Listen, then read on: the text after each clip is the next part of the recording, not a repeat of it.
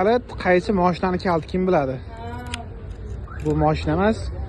Bu kabinali 800 kiloli tokli muroveydi kaliti bo'ladi. Assalomu alaykum, ishonch do'koni va Global Moto mijozlari. Sizlar uchun katta yangilik olib qo'ydik. Kabinali 800 kiloli murovey olib qo'ydik.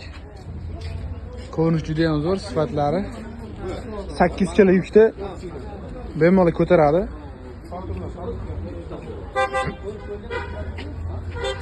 Kaltda zavod bo'ladi to'chog'imiz.